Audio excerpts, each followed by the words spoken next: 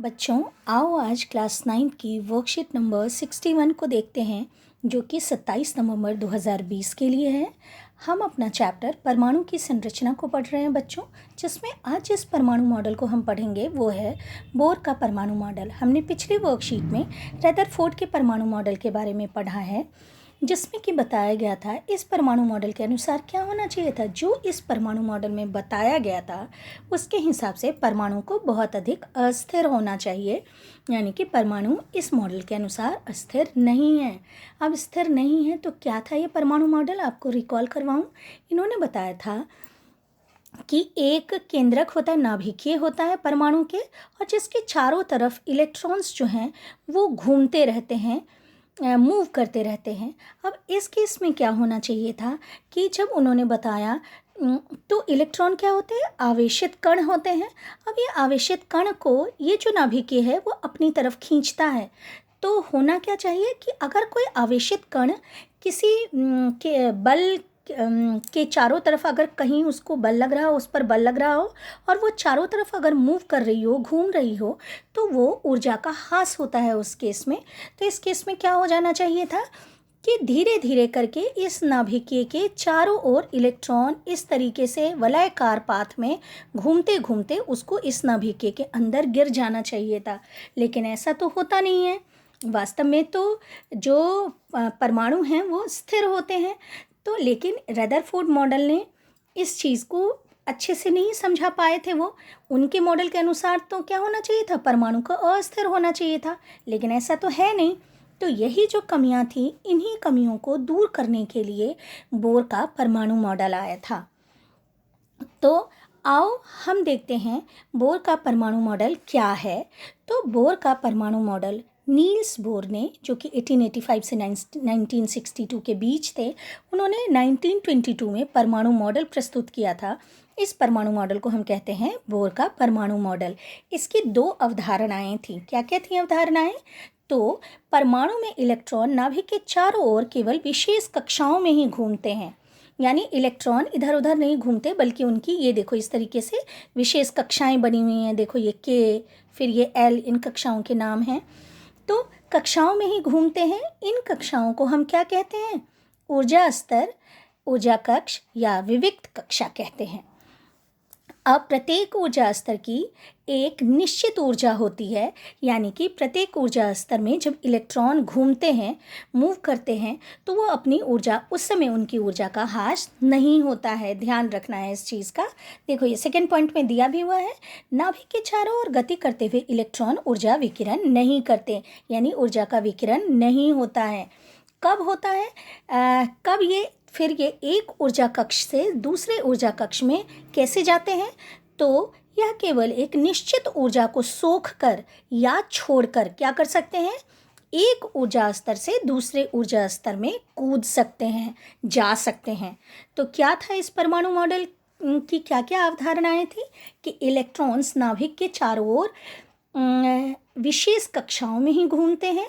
इन कक्षाओं को हम ऊर्जा स्तर या ऊर्जा कक्ष कहते हैं, और इस कक्षा में घूमते वक्त इलेक्ट्रॉन ऊर्जा का विकिरण नहीं करते हैं, और ये एक कक्षा से दूसरी कक्षा में तब जा सकते हैं जब ये या तो ऊर्जा सोख ले तो अपने से आगे वाली कक्षा में चले जाएंगे, और अगर ये ऊर्जा को छोड़ दे तो ये अपने से पीछे वाली कक्षा में चले आएंगे। तो ये दोनों थे वो बोर के परमाणु मॉडल की अवधारणाएं। अब देखो इन ऊर्जा कक्षों को हम KLMN से रिप्रेजेंट करते हैं, या फिर अगर संख्या के रूप में हम लिखना चाहें तो 1 2 3 4 द्वारा इसको दर्शाया जाता है। सबसे पहले वाले को K कहते हैं, इसके बाद वाले को KL, फिर L कहते हैं, फिर M कहते हैं, इसके बाद वाले इसको फिर N कहते हैं। ठीक है। अब आपको देखना क्या है कि परमाणु में सबसे बाहरी कक्ष को संयोजक कक्ष, किसी भी परमाणु में जो सबसे बाहरी वाला कक्ष होता है उसे हम कहते हैं क्या? संयोजक कक्ष। और उसमें जो उपस्थित इलेक्ट्रॉन होते हैं उन इलेक्ट्रॉन को हम संयोजक इलेक्ट्रॉन कहते हैं। अगर मान लो हम इसी परमाणु को लेते हैं तो बेटे इसमें देखो 4 कक्ष, ऊर्जा कक्ष दिखाए गए हैं। तो ये जो सबसे बाहर वाला कक्ष है, इस कक्ष को हम कहेंगे क्या? ये वाला जो कक्ष है, ये वाला जो पूरा बना हुआ है, ये इस कक्ष को हम क्या कहेंगे? संयोजक कक्ष। और इसमें अगर इलेक्ट्रॉन, यहाँ तो इलेक्ट्रॉन अभी दिखाया नहीं हुआ है, देखो यहाँ दिखाया हुआ है इलेक्ट्रॉन, तो इसमें क्या है? सोडियम की परमाणु संरचना दी हुई है। इसमें 3 कक्ष दिखाए गए हैं, पहला K, दूसरा L, तीसरा M। M वाला कक्ष जो है, जो सबसे बाहरी कक्ष है, इसको हम कहेंगे संयोजक कक्ष। और इसमें देखो एक ही इलेक्ट्रॉन उपस्थित है, अगर आप देख पा रहे हैं तो एक ही इलेक्ट्रॉन उपस्थित है, तो इस इलेक्ट्रॉन को हम कहेंगे संयोजक इलेक्ट्रॉन। यानी कि सबसे बाहरी कक्ष में किसी भी परमाणु के जो सबसे बाहरी कक्ष होता है उसे हम कहते हैं संयोजक कक्ष, और उसमें जितने भी इलेक्ट्रॉन उपस्थित होते हैं उन्हें हम कहते हैं संयोजक इलेक्ट्रॉन। अब किसी भी ऊर्जा कक्ष में कितने इलेक्ट्रॉन होंगे, ये अधिकतम कितने इलेक्ट्रॉन होंगे उसकी संख्या क्या होती है, निश्चित होती है। और इस संख्या को हम निकाल सकते हैं इस वाले सूत्र से 2n² से, जहाँ n क्या है, ऊर्जा कक्ष या ऊर्जा स्तर है। तो सबसे पहले के लिए अगर हम पहले कक्ष के लिए निकाल रहे हैं ऊर्जा स्तर के लिए, तो हम क्या लिखेंगे, 2n के बदले हम क्या लिखेंगे, 1 का स्क्वायर, तो क्या हो जाएगा, 2 हो जाएगा। यानी कि सबसे पहले वाले में K में कितने हो सकते हैं मैक्सिमम इलेक्ट्रॉन्स, कितने ज़्यादा से ज़्यादा इलेक्ट्रॉन रह सकते हैं, 2 रह सकते हैं। ऐसे ही देखो यहाँ दिया भी हुआ है, K के लिए क्या हो सकता है, 2 हो सकता है। L के लिए, क्योंकि L दूसरे नंबर का ऊर्जा स्तर है, तो इसके लिए यह ऊर्जा कक्ष है, तो हम 2 का स्क्वायर लिखा है, 2n² में 2 × 2 का स्क्वायर, ये हो जाएगा 8। यानी कि दूसरे में कितने हो सकते हैं, दूसरे ऊर्जा स्तर में कितने मैक्सिमम इलेक्ट्रॉन हो सकते हैं, ज़्यादा से ज़्यादा 8 इलेक्ट्रॉन हो सकते हैं। इसी तरीके से M में 18 हो सकते हैं। आपको एक और चीज़ जो याद रखनी है कि किसी भी सबसे बाहरी कोश में इलेक्ट्रॉन की अधिकतम संख्या कितनी हो सकती है, 8 हो सकती है, 8 से ज़्यादा नहीं हो सकती। ये है अष्टक नियम। आप जानेंगे कि किसी भी जो हमारा परमाणु है उसके बाहरी कोश में इलेक्ट्रॉन की संख्या 8 से ज़्यादा नहीं हो सकती है। अब देखो बच्चों, इधर की तरफ देखते हैं हम। अब उसी समय फिर न्यूट्रॉन की भी खोज हुई थी, 1932 में न्यूट्रॉन की खोज हुई थी। अभी तक हमने इलेक्ट्रॉन और प्रोटॉन की खोज के बारे में जान लिया है कि इलेक्ट्रॉन की खोज थॉमसन ने की थी और प्रोटॉन की खोज गोल्डस्टीन ने की थी। इसी तरीके से एक तीसरा अपरमाणु कण है परमाणु का, जिसकी खोज चैडविक ने की थी 1932 में, और इस अपरमाणु कण का नाम है न्यूट्रॉन। तो याद रखेंगे 3 अपरमाणु कण हैं, इलेक्ट्रॉन, प्रोटॉन और न्यूट्रॉन। न्यूट्रॉन के ऊपर कोई आवेश नहीं होता और इसका द्रव्यमान लगभग प्रोटॉन के द्रव्यमान के बराबर होता है। इसको हम स्मॉल n से रिप्रेजेंट करते हैं, स्मॉल n से दिखाते हैं। और किसी भी परमाणु के नाभिकीय में, ये जो अगर परमाणु है तो इसके नाभिकीय में उपस्थित होते हैं प्रोटॉन और न्यूट्रॉन, ये दोनों ही उपस्थित होते हैं किसमें, किसी भी परमाणु के नाभिकीय में। और इसके बाहरी जो ऊर्जा स्तर होते हैं या ऊर्जा कक्ष होते हैं उसमें इलेक्ट्रॉन्स घूमते रहते हैं, मूव करते रहते हैं। तो इसका मतलब है कि किसी भी परमाणु का अधिकतर द्रव्यमान कहाँ उपस्थित होता है, उसके नाभिकीय में होता है। क्योंकि हमने जाना था जो इलेक्ट्रॉन होते हैं उनका द्रव्यमान ना के बराबर होता है, बहुत कम होता है। तो आओ, यहाँ वही लिखा हुआ है कि उसने कहा कि न्यूट्रॉन प्रोटॉन के साथ नाभिक में स्थित होते हैं, अतः परमाणु का अधिकतर द्रव्यमान नाभिक में ही स्थित होता है, क्योंकि इलेक्ट्रॉन का द्रव्यमान नगण्य माना जाता है, यानी कि लगभग 0 माना जाता है, कम माना जाता है, ऐसा मान लीजिए आप। अब देखो, ये आपके यहाँ पर दिया हुआ है क्या, एक सोडियम परमाणु की संरचना दी हुई है, जो अभी आपको बताया था, एक हाइड्रोजन परमाणु। आप जानते हैं जो सोडियम है उसकी जो परमाणु संख्या होती है, सोडियम Na, इसकी परमाणु संख्या कितनी होती है, 11 होती है। तो आप देखो पहली वाली कक्षा में 2 इलेक्ट्रॉन हैं, उसके बाद वाली जो सेकेंड वाली कक्षा है L कक्ष ऊर्जा स्तर, इसमें 8 इलेक्ट्रॉन्स हैं। और जो सबसे बाहरी वाली कक्ष है जिसको कि संयोजक कक्ष हमने कहा है, उसमें 1 इलेक्ट्रॉन है, यानी कि 2, 8, 1।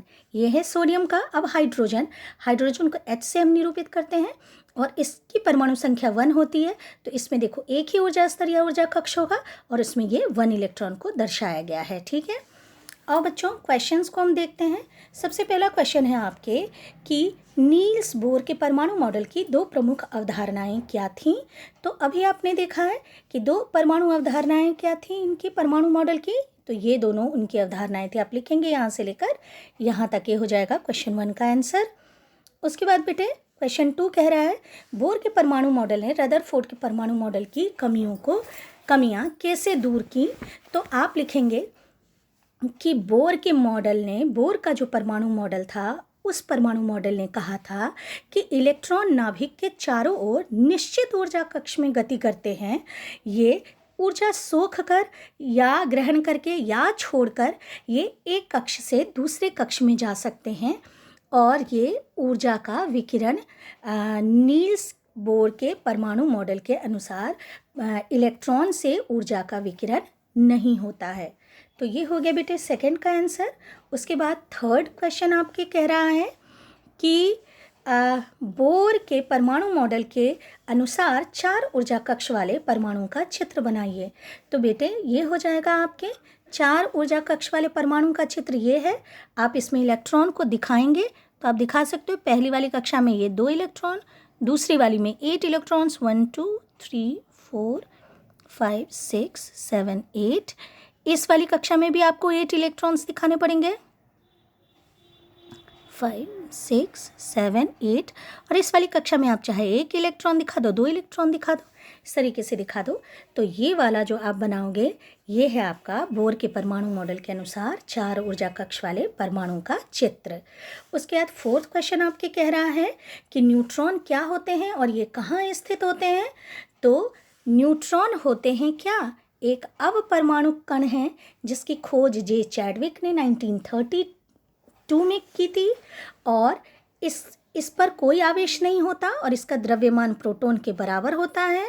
इसको n से हम निरूपित करते हैं और ये प्रोटॉन के साथ किसी भी परमाणु के नाभिक में उपस्थित होते हैं। तो ये हो गया क्वेश्चन नंबर 4 का आंसर। बच्चों इस तरीके से आज की वर्कशीट आपकी खत्म होती है।